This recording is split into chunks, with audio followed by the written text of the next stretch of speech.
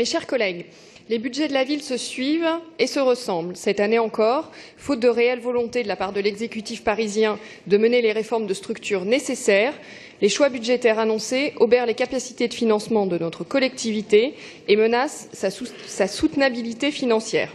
Une seule chose a changé par rapport aux années précédentes, et cela a été dit. Vous réclamez aujourd'hui le remboursement de la dette sociale. À raison, car l'État doit assumer ses responsabilités et ses engagements, mais étonnamment, nous ne vous avons pas beaucoup entendu sur le sujet ces dernières années. Sans doute la perspective de l'alternance vous aura permis de retrouver la mémoire. Cette année encore, vous évoquez les contraintes externes pour justifier le trou budgétaire et l'augmentation ou la création des taxes. La baisse des dotations et la hausse de la péréquation, on peut les regretter. On peut aussi considérer que c'est le prix à payer pour diminuer la dette publique et renforcer la solidarité territoriale, mais on ne peut pas faire semblant de la découvrir chaque année. Et surtout, s'en servir pour préférer une politique au coup par coup plutôt qu'une politique de réforme structurelle. Cette année encore, les rustines prendront la forme de nouvelles taxes.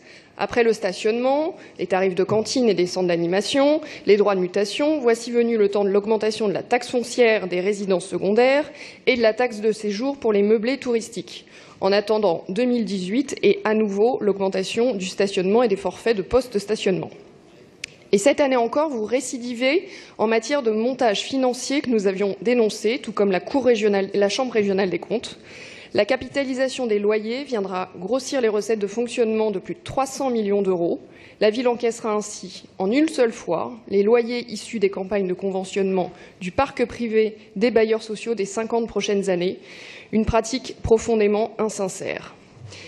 Et si nous regrettons à nouveau l'image d'une ville bradant ses bijoux de famille, à hauteur de 200 millions cette année, nous notons avec intérêt la valorisation de certains lieux dans le cadre des appels à projets, et notamment l'appel à idées pavillons, permettant de capter des redevances d'une vingtaine de sites dont la ville est propriétaire, sans pour autant brader ce patrimoine grâce au levier des baux amphithéotiques.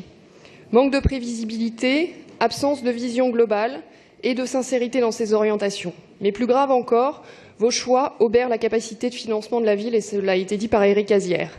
La dette ne cesse de croître, elle atteindra 5,7 milliards d'euros fin 2017 et risque de dépasser les prévisions les plus alarmistes d'une dette culminant à 8,8 milliards d'euros à la fin de cette mandature, soit un taux d'endettement de 86%, un taux qui aura doublé en l'espace de 6 ans. Et qui a pour corollaire l'érosion inquiétante des capacités d'autofinancement de la collectivité et dès lors de sa soutenabilité budgétaire. Il est grand temps de retrouver des marges de manœuvre.